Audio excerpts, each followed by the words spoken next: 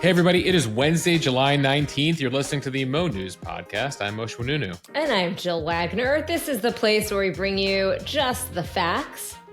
And we read all the news and read between the lines so you don't have to. And we bring you the latest record, Jill, that Taylor Swift has smashed as of yesterday. Speak Now, Taylor's version. So, as many of you may know, she's re-recording her albums here. Now with Speak Now hitting number one on the Billboard charts, she officially now has more number one albums than any other woman in history. She now outpaces Barbra Streisand, who had 11 number one albums. Taylor now has 12. One of my favorite Taylor Swift songs, Dear John, on Speak Now. It's her savage kind of like revenge song against John Mayer. And I am here for it. Jill, for those of you keeping score, now with 12 number one albums, she's tied with Drake and now just behind Jay-Z, who has 14, and the Beatles, who have 19. So she's now tied for third all time. All right, let's get to some other news here. The latest on the U.S. soldier who defected to North Korea. And another one, more legal problems for Donald Trump. He says he's received a target letter from special counsel Jack Smith related to Smith's investigation into January 6th. On to 2024 politics. West Virginia Senator Joe Manchin not ruling out running for president as a third-party candidate. As if he could annoy Democrats in his own party even more, Jill. We'll explain the politics of all of this. A potential breakthrough in the unsolved killing of rapper Tupac. You weren't expecting to hear that one today, folks. Moshe, I actually had to do a double take when I saw that, and I'm like, what? Cannot wait to get to that story. We'll tell you what the Las Vegas PD is onto here. How hot is really too hot? The heat index has reached 152 degrees in the Middle East as other records break across the globe. And in entertainment, ABC is giving us the first glimpse of The Golden Bachelor, its first dating reality show with a 71-year-old bachelor and senior bachelorettes. I, for one, think it is about time. Jill, I think there's a lot of interest out there, and it also speaks to the age of the network audience these days. And a writer's strike. Yes. And Moshe has on this day in history. Jill, we'll have a little bit of women's suffrage, Richard Nixon, and Mad Men for you and on this day in history. All right, a U.S. soldier crossed into North Korea, quote, willfully and without authorization, and was believed to be in custody of the country's forces, U.S. and international officials said on Tuesday. The United Nations Command, which operates the Joint Security Area, or the JSA, within the demilitarized zone between North and South Korea, first confirmed that a U.S. national had crossed the border. U.S. officials told CBS News the soldier in question was Private Second Class Travis King, who has been released from military detention in South Korea and was being escorted out of the country for disciplinary reasons. After going through airport security to leave, he somehow returned and managed to join a border tour group before crossing into North Korea. A person who said they witnessed the event and was part of the same tour group told CBS News they had just visited one of the buildings at the site when, quote, this man gives out a loud, ha, ha, ha, and just runs in between some buildings. That may have been the most perplexing part of this story, Moshe. Jill, there's a lot of bizarre developments here because the first headline that crossed on Tuesday was, that a U.S. soldier has been taken to the DMZ, and you're like, oh my God, what's North Korea up to here? And then you realize that this guy basically brought it upon himself and crossed over himself. Yeah, the United Nations Command security forces that had been escorting the tour chased him, but they couldn't catch him in time, according to officials. U.S. Secretary of Defense Lloyd Austin said they are still trying to piece together what exactly happened, but that, quote, what we do know is that one of our service members who was on tour willfully and without authorization crossed the demarcation line. The White House is also monitoring the situation, which came amid heightened tensions over North Korea's nuclear program. So we continue to learn things hour by hour here. Our understanding, based on multiple media reports, is that King had been punished for some misconduct while serving in South Korea, was being sent home to the U.S. He'd also recently been released from a South Korean prison where he was held for assault charges. Now, whatever ramifications he was facing at home, it's unclear what led him to actually decide maybe things will be better for me in North Korea as opposed to boarding this flight. Now, given what we know about Kim Jong-un and the way he deals with these things, he may not see this for what it is, which is an individual who, clearly is making some confusing moves here. Kim Jong-un, that is, might confuse it for some act of war. So not surprisingly, Jill, within a few hours here, North Korea did what else? Launch some ballistic missiles into the East Sea, also known as the Sea of Japan.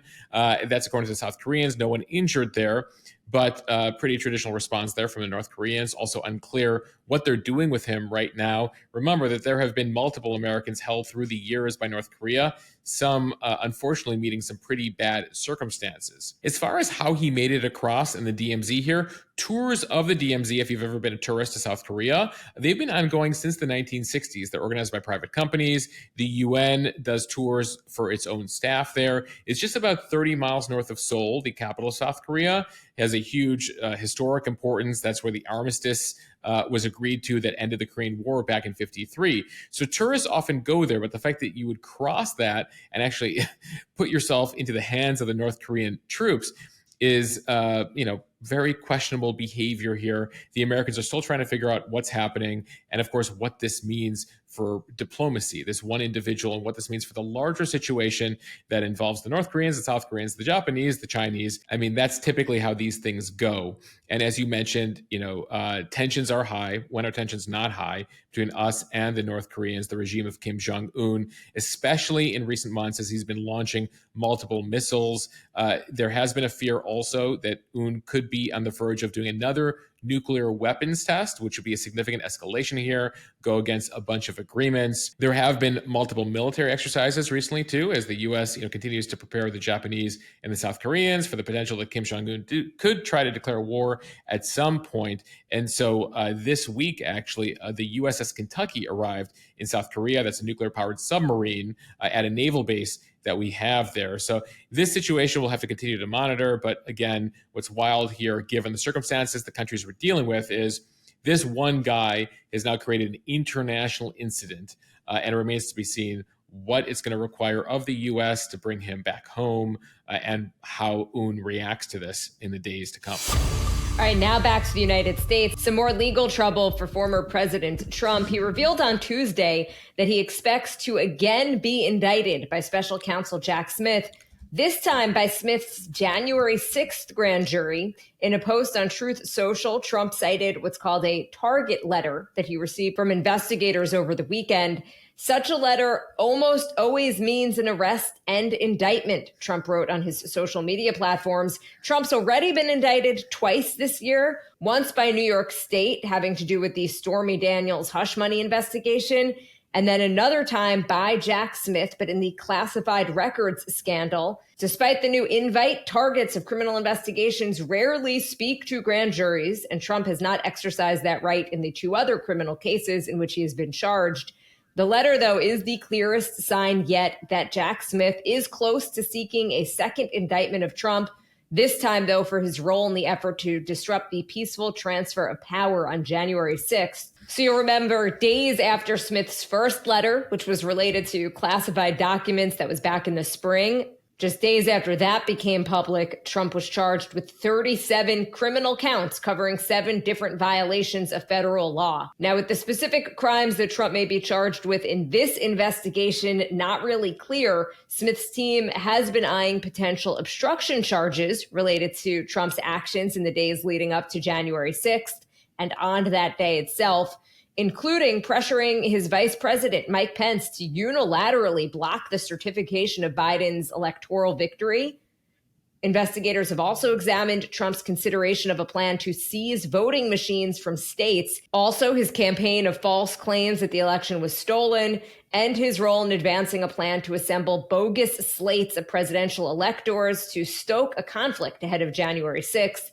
It is unclear whether other figures associated with Trump's effort are also in Smith's sights.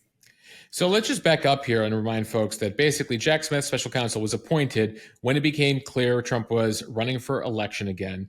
And Merrick Garland, the attorney general, said that, given there's a Biden classified records investigation, I should appoint a special counsel there. And then I should also appoint a special counsel related to all the Trump stuff. And that's two things federally, right? The classified records and January 6th. As you noted, Jill, there's already a 37-count indictment on the classified records. We've covered that extensively. That continues to proceed. This January 6th situation, though, he has not filed indictment yet, but this letter indicates he might be close. And the investigation on this track has already interviewed dozens of prominent figures in Trump's orbit. That includes Mike Pence. That includes Trump's former attorneys who are key allies in his effort here. Two of them had their phones seized actually last year. And so he could face obstruction here. It's unclear what has been happening behind the scenes. We certainly learned a lot when that indictment came out on classified records about what he was up to at Mar-a-Lago, or at least what he's accused of being up to at Mar-a-Lago. There was actually a hearing related to that on Tuesday. The judge, Aileen Cannon, down in Florida, hearing the case from the Trump people that he doesn't want to have to deal with the classified records trial until after next year's election, that he's way too busy for that. She didn't really buy his argument. By the way, that's despite the fact that Cannon was appointed to this role by former President Trump. At the same time, Jack Smith, the special prosecutor, wants that trial to move forward as soon as this year, ahead of next year's election. And she didn't quite make a statement related to that either. So we're going to wait for her ruling on when the classified records case is happening. So that's federal indictment number one. Then you have January 6th, would be federal indictment number two. But let's not stop there. There's the state situation. Just to recap, folks, two state indictments, one actual, one potential. The one you mentioned, the Stormy Daniels situation, that trial begins next March, Jill. That's multiple felony indictments on the state level in New York. Then there's a situation in Georgia where we could see an indictment as soon as August. That's related to election interference, specifically in Georgia. So to recap here, one federal indictment, one potential, one state indictment in New York, one potential in Georgia. So we could be in a situation as soon as this fall, Jill, where the former president could be facing 4 indictments, 2 at the state level, 2 at the federal level. And there are other cases we could discuss here, but I don't want to get into them at this point. But that certainly is keeping the former president busy on the legal front. It's actually one of the reasons, too, that he would like to be reelected president, or in the least have another Republican elected president, because at least those federal ones, in his mind, would go away because he'd be in control of the Justice Department and could kill those cases. Okay, time now for the speed read. Back to politics here with this from CNN. Moderate Democratic West Virginia Senator Joe Manchin leaving open the possibility of running as a third-party presidential candidate in 2024. He mentioned this at an event hosted by the centrist group No Labels. He said Monday that he wants, quote, to make sure the American people have another option if Biden and Trump are the party nominees again. He did say that chatter about a possible unity ticket with him and former Republican Utah Governor Jon Huntsman was premature. Manchin also promised that if he did run, it would not be just to be a spoiler. He said, if I get in the race, I am going to win. The concern among Democrats is that a third-party run would siphon more votes from Biden than Trump and ensure that Trump is elected again. Manchin disagrees and believes he can win. The event this week came as No Labels, a Washington-based advocacy organization, looks to recruit a Democrat and a Republican to form a bipartisan presidential ticket in 2024. No Labels founder and CEO Nancy Jacobson said that No Labels is near its fundraising goal of $70 million, which will go toward its efforts to gain ballot access for its would-be presidential ticket in all 50 states. No Labels is scheduled to hold a convention next April in Dallas, where it will formally nominate its presidential ticket. Jill, we get a lot of questions on the Instagram account about No Labels. It's been around for more than 10 years as this centrist third-party option, all about bringing the two parties together. And it's taken on a renewed significance and, frankly, has gotten more fundraising as the parties have come apart and are doing less things to work together. Let's take a listen, though, to a bit of Manchin on Monday explaining the rationale behind what they're doing. We're here to make sure that the American people have an option. And the option is, can you move the political parties off their respective sides? They've gone too far right and too far left. If that movement can move, but they can't be done, that can't be done unless they're threatened. The only way you can threaten is have people out there that says, listen, they can't win, either side can't win without the independent. Without that independent, that center left, center right, an independent Republican, an independent Democrat. If they have another option, then they're in trouble.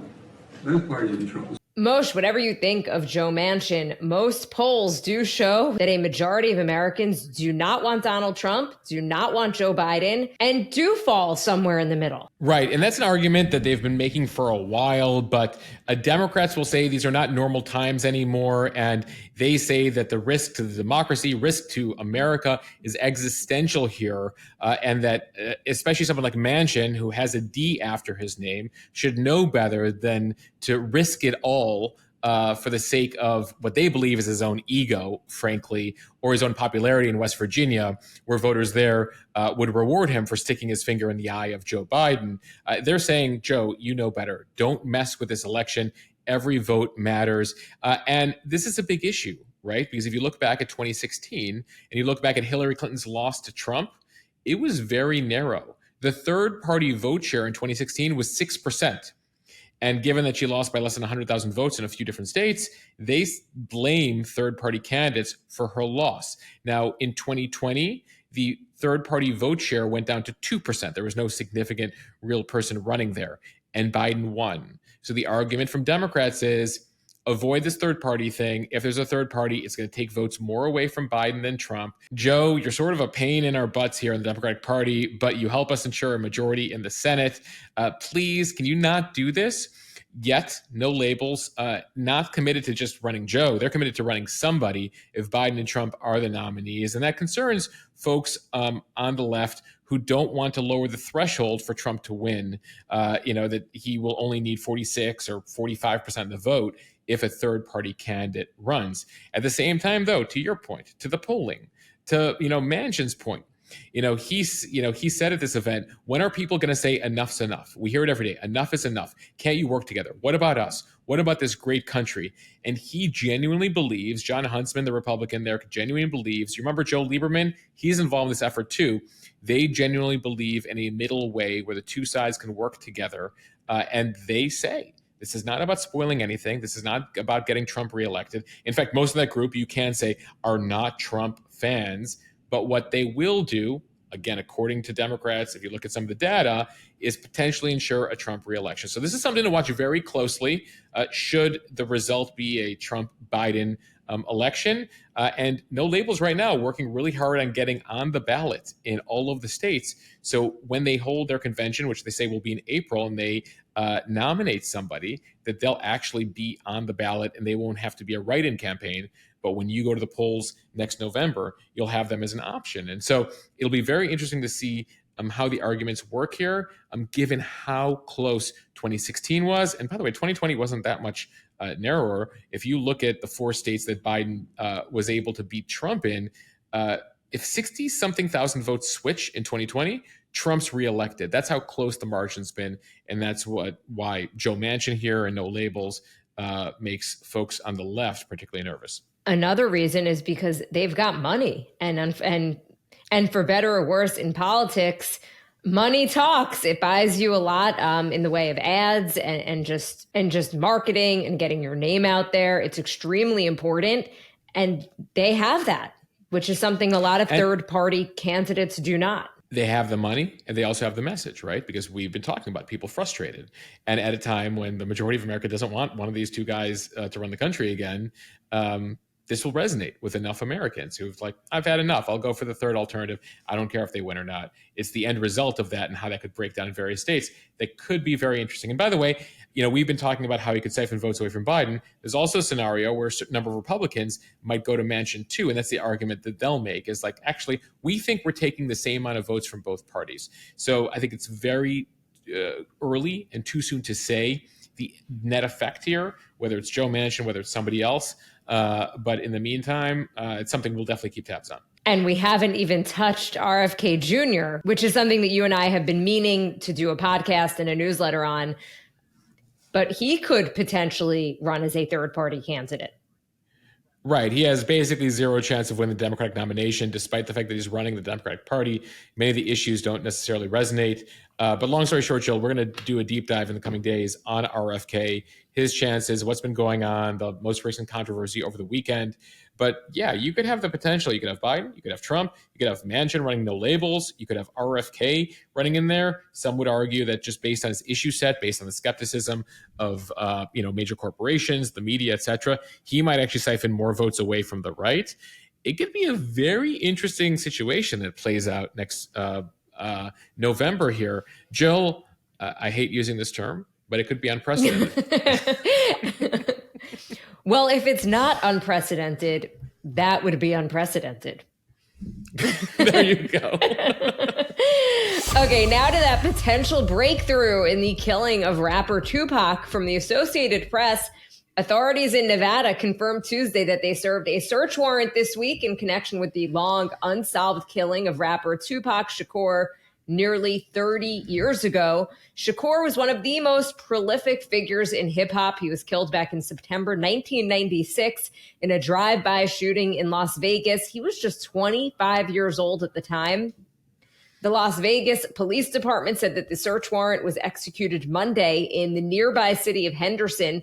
A spokesperson for the department said that he could not provide further details on the latest development in the case, including whether it was served at a home or a business, citing the open investigation. Nevada does not have a statute of limitations for prosecuting homicide cases. Tupac was gunned down inside of a black vehicle stopped at a red light near the Las Vegas Strip. He was shot multiple times, rushed to a nearby hospital where he died a week later. Jill, I did a double take when I saw this headline because I was like, I can't believe there's a Tupac murder breakthrough here. I mean, what's remarkable, and we'll get into this in a second here, is the fact that this is still unsolved despite how prominent he was and is, and the fact that the murder happened on the Las Vegas Strip, a place where there's no shortage of cameras. So that night in September of 96, he'd attended a boxing match with Suge Knight.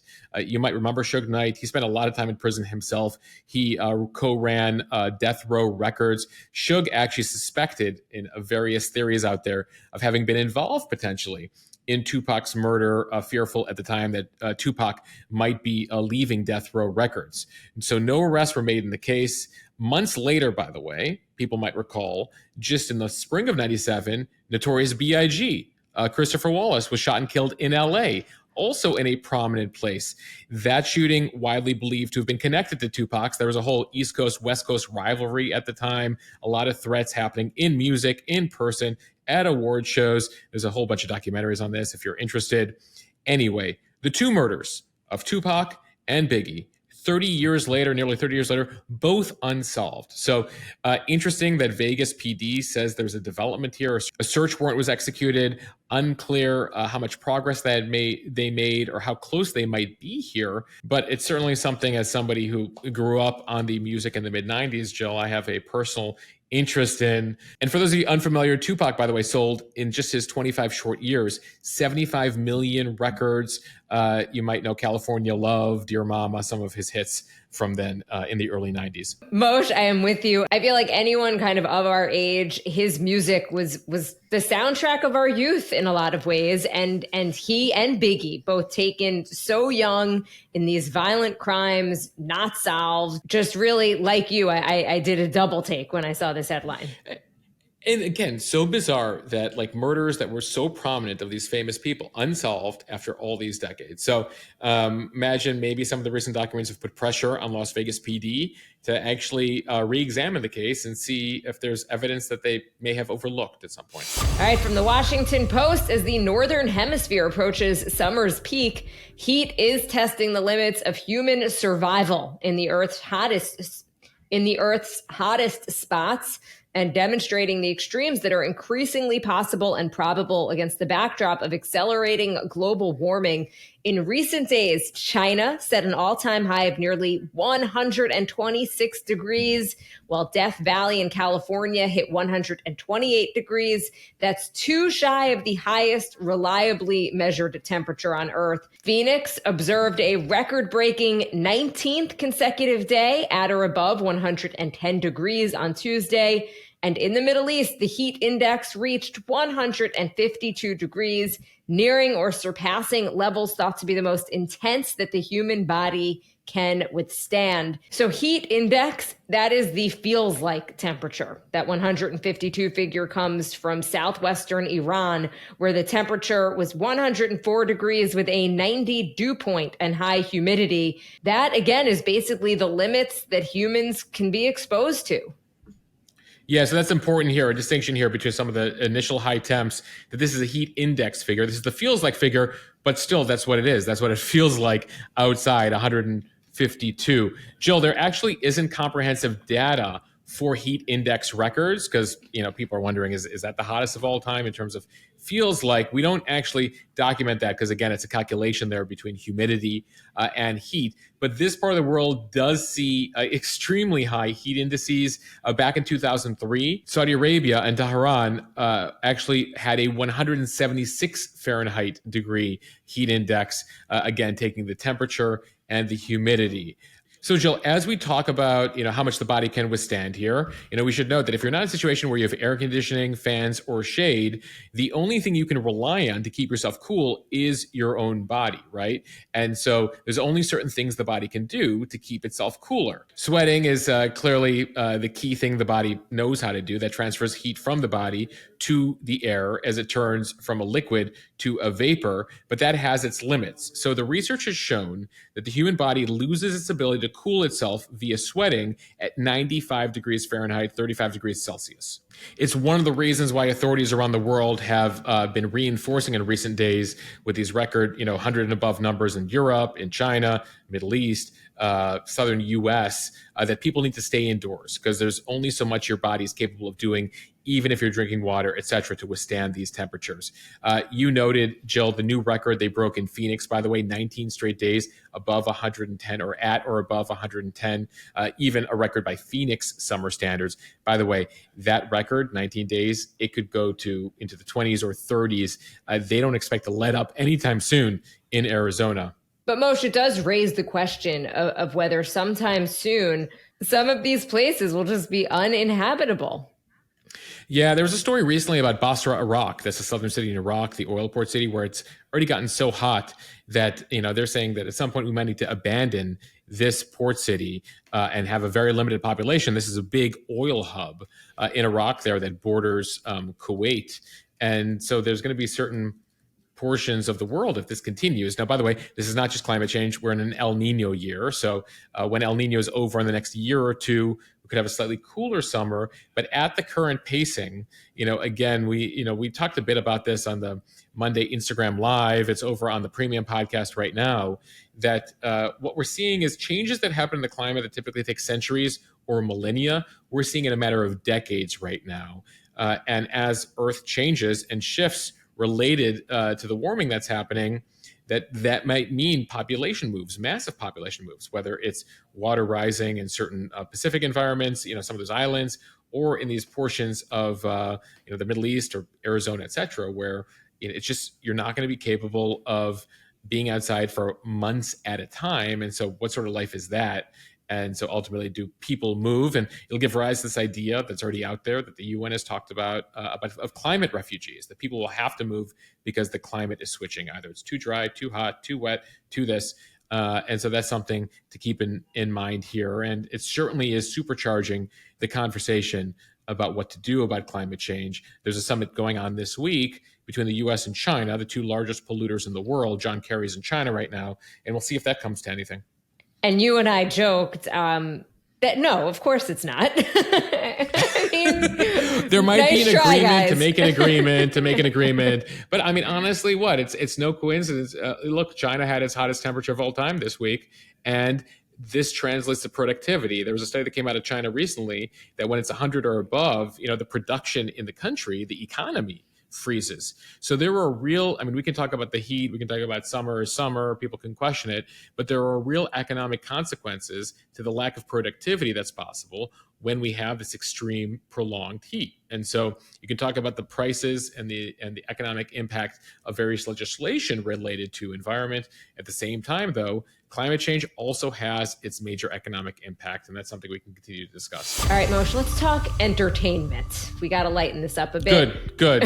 I agree. From People, ABC's first ever senior citizen bachelor, Gary Turner, a 71-year-old's grandpa from Indiana, will star in the spin-off series ABC calls A Whole New Kind of Love Story, one for the golden years. The description says that this is a chance for Turner to find a second chance at love in the search for a partner with whom to share the sunset years of life.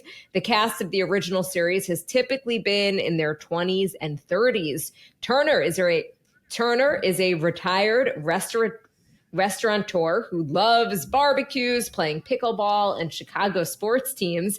In 1974, he married his high school sweetheart, Tony. They were together for 43 years. They share 2 daughters and 2 granddaughters.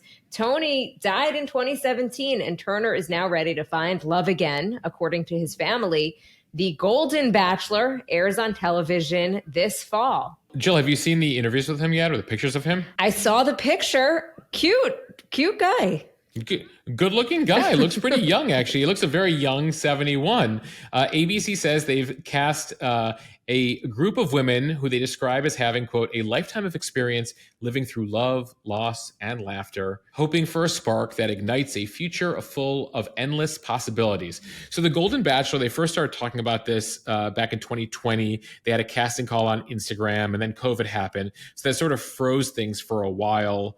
They were casting anyone 65 and older for this event. So it's not clear that there'll be 20 and 30 somethings bachelorettes looking for love with Gary here. But there are endless possibilities here for ABC, as this is their latest spinoff. You might have seen Bachelor in Paradise, which actually has been probably the most successful spinoff. But there was Bachelor Pad and then the Bachelor Winter Games that they tried in recent years. So they've had Bachelor, they've had Bachelorette. Now they have high hopes for Golden Bachelor. And Jill, expect a bit more of this, as we noted with the SAG-AFTRA strike, with the writer's strike. Reality TV is something that the networks can rely on because, it doesn't require a writer, doesn't require actors. And so, depending on how long this goes, they might fire up more of these. Interesting historical note. Last time you saw a major strike here, 07, 08, a certain series called The Apprentice wasn't doing well, about to be canceled. They found a slot for Celebrity Apprentice that year. And so some people say, if it wasn't for the strike, would Trump have gotten that extra attention that he was able to catapult into the presidential run a few years later? Now, that's, pure speculation, etc. One of the other shows, though, that did get a lot of attention that last strike, 07, 08, Jill, Keeping Up with the Kardashians also premiered that fall. And that was another show that probably got much more viewership due to the fact that there were not scripted series for a few months there. So you're telling me, Moshe, we got the Kardashians and Trump. So I guess depending on how you feel about both, a big moment in pop culture history. I, for one, though, back to the Golden Bachelor, I was curious to see how old the Bachelorettes were going to be. And I'm relieved that they appear to be casting 65 and up, because I was not interested. Age appropriate. Yeah. Right? I'm like, I don't need a 71-year-old bachelor dating people my age. I can't handle it. Jill, at least for this run, that does not appear to be the case, but I can't speak to future seasons of Golden Bachelor or Bachelorette.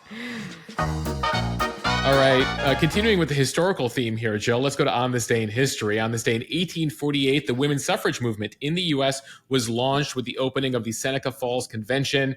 They were seeking at that convention to gain certain rights and privileges for women, notably the right to vote.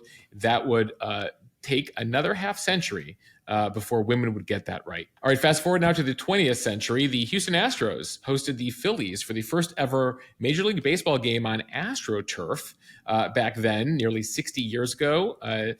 AstroTurf has had its fans, has had its critics. Today, I believe they say about 5 teams still play on AstroTurf. Some people attribute it to a lot of injuries with baseball players. So about 5 baseball teams. I think there's more than a dozen football teams that still play on the artificial surface. All right, fast forward to the 1970s. On this day in 1974, the House Judiciary Committee recommended that President Nixon should stand trial in the Senate for any of the 5 impeachment charges against him. He would resign just a few weeks later to avoid impeachment. Jill, that was back then in the 70s when impeachment was something presidents cared about or were at least worried about. I've heard it said to me recently by a senior Republican official on Capitol Hill, if Nixon was around today, he probably wouldn't have resigned. It's a great point. It was thought to be a really, really big deal. Now, who isn't being impeached? Twice. All right. Well, exactly. We'll end here with a bit of pop culture news. On this day, 28 years ago, Jill, the movie Clueless came out, starring Alicia Silverstone. As if. There. I don't miss a beat. With Clueless? If it happened between 1991 and 1999, Jill can quote it, everybody. Sticking with premieres on this day in 1995, Road Rules, the MTV show, premiered on this day. It was the counterpart to Real World at the time. Real World taking place in various cities where they put random strangers together. Road Rules, basically the same thing, but in an RV as you traveled around certain parts of the country. And back in scripted television, we end here on this day in 2007. 16 years ago today, the first episode of Mad Men aired on AMC, starring John Hamm. It gave us all the throwback to the era of the Madison Avenue men advertising world of the 1960s. So I think that if you asked me my favorite series of all time, and I had to pick one, I think it's Mad Men. I just adored the show. Who was your favorite character? So you're probably expecting that I'm going to say one of the women, maybe Joan or Peggy, who are both awesome characters. Incredible characters. I happen to love Don Draper, John Hamm's character, and Roger Sterling. I just thought he was great. I agree. The John Slattery character takes the cake from me. So I guess we're both on team Roger Sterling. Jill, actually, that show is one of the reasons why, back to yesterday's debate over productivity after 4 o'clock. Remember in that show, like they're depicting the 1960s where people are like drinking in the middle of the day, having like 2 o'clock martinis? Come on. It's never been that productive, that part of the day. With all due respect to the Wall Street Journal trend piece from this week. They're also smoking in the office. I think that a lot has changed since 1960s office culture. On the contrary, you and I both currently working remotely in our sweatpants, at least I am, from different offices. And so let's wrap the podcast. We want to thank everyone for listening to the Mo News podcast. Follow us and subscribe so you don't miss an episode. Review us in the App Store so we can continue to grow. Thanks to all of you who are helping us grow by joining Mo News Premium. You can do that over at mo.news, gives you access to our members-only Instagram, members-only podcast, and also just helps us continue to grow what we're doing on the newsletter, on Instagram, and here on the podcast. All right, bye, everybody.